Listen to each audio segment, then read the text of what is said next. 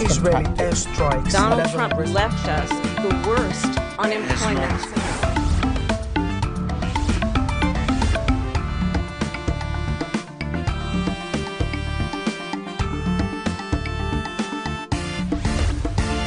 Signature TV, news in your pocket.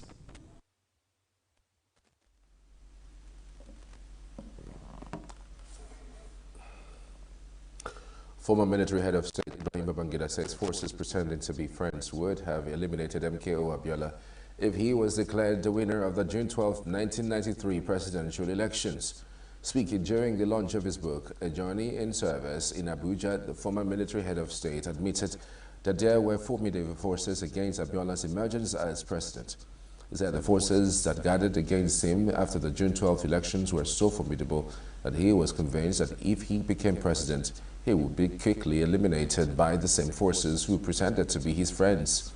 He admitted that the denial of his mandate amounted to a subversion of the will of the Nigerian people, but was afraid that if Abiola got killed, it could lead to a civil war. And having participated in one civil war with all its horrors, pains, and devastation, he was not prepared to see another one. Habibu, who admitted that Abiola won the presidential election in 1993, said he was gratified that the Buhari administration finally recognized MKO Abiola as a former head of state. We have with us to talk about more on this matter is Jackson Lekon Ojo, the security expert. Good to have you. Good afternoon. Thank you for joining us this afternoon.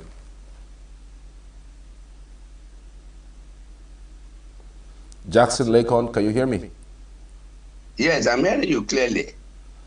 Thank you so much for joining us. I mean, this so-called admittance, some persons say it's belated, some others say, well, better late than never. How did you receive it? Which side of the divide are you in, and how does this in any way solve any problem or heal any wounds, if there were?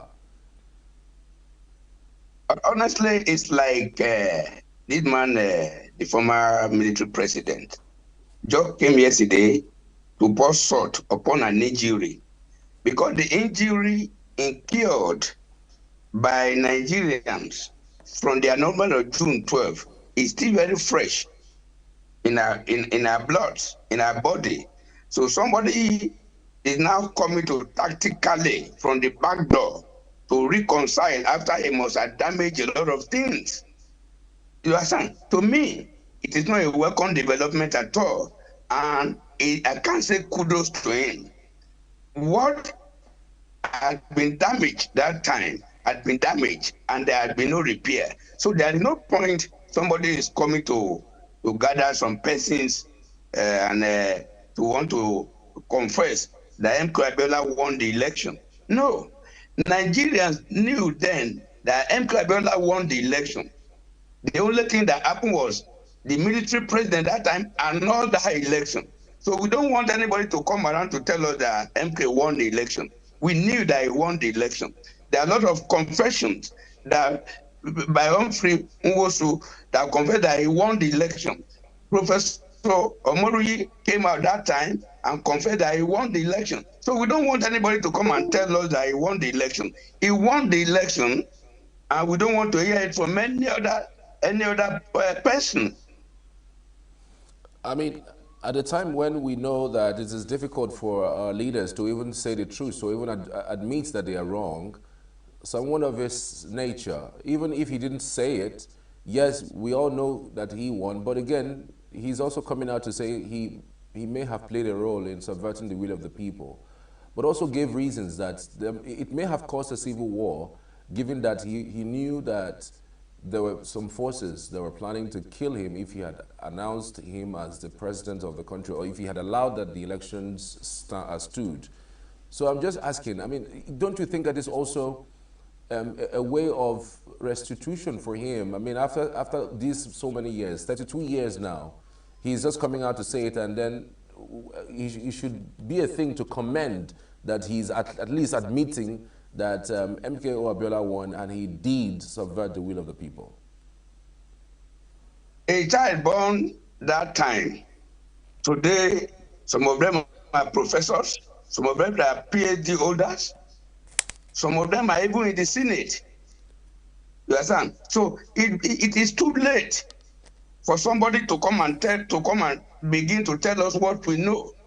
And which amend is he trying to make now? Which peace is he coming to make now? What is going to be the achievement of his confession now? No.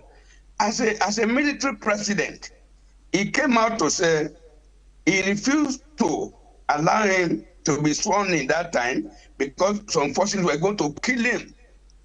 He himself was the military president that time. He had the power to even get those people that are planning to kill MK Abiola. He had the power to even get them arrested.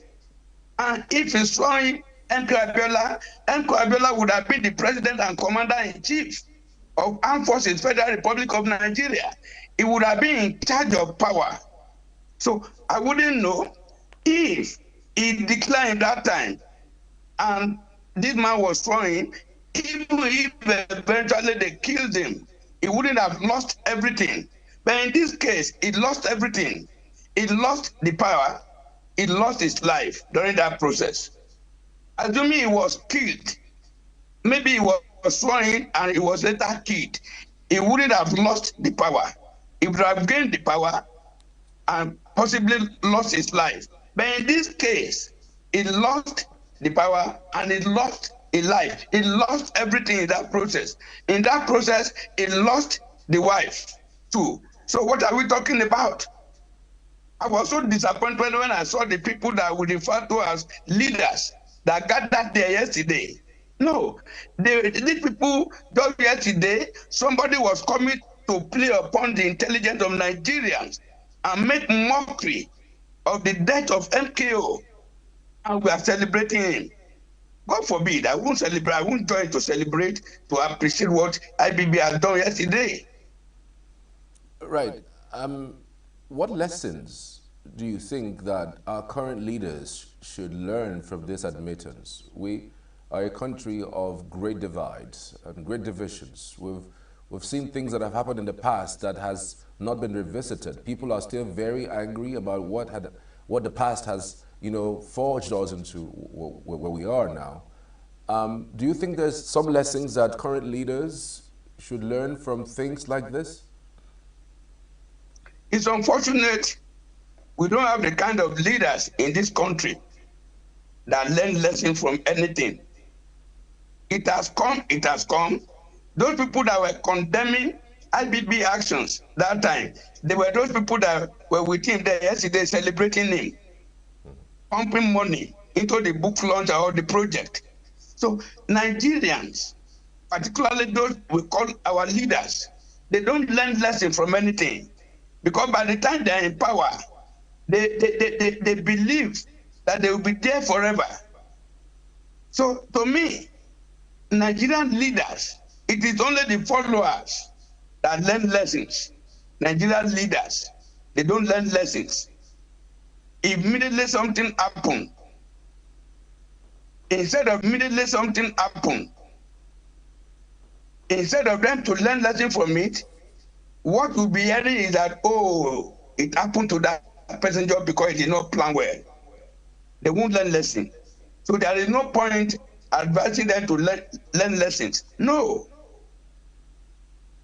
No, but for you, what lessons, can our crop of leaders learn? Because again, you have said that there's no lessons to be learned from our current leaders because leaders don't really learn any lessons. But there are some leaders who were not there who also hated that he is coming back to open old wounds. But I mean, there should be some sort of lesson that someone can pick, whether it's one or two, maybe something that someone can learn from what has been done and what was said yesterday. Okay, if that is the case, I would have been saying it is better for you to check whatever, to even project the actions you want to take. Project it in your mind. Because by the time you take an action today and you believe it is justifiable, but in the future, you are coming to tell the world another thing. I don't think is dignified enough in the sight of any leader. So I think before our leaders act, before you bring about any policy, economic policy, security policy, international policy, and others, before you come out with any policy, think about it very well. And think the way you are going to hurt Nigerians. Think if Nigerians are going to be happy with that one on the long run. That is the only lesson I think the leaders of today, let them know clearly, let them learn the lesson that nobody has gotten power from the beginning of the world. Nobody that has gotten power and kept it forever. One way or the other, nobody has gained power and do not lost it. So let them know that.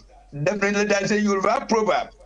They said, if a masquerade know and remember that one day it's going to remove the masquerade down on his head, then the level of wickedness and others, you should think about it. Because one day it's going to, just like Professor Yemi Osinbajo said yesterday, people like the president, the incumbent president of Nigeria today, who have all the power IBB had at that time, was one of those people IBB tormented, was one of those people that left this country because they were fighting for the June 12th.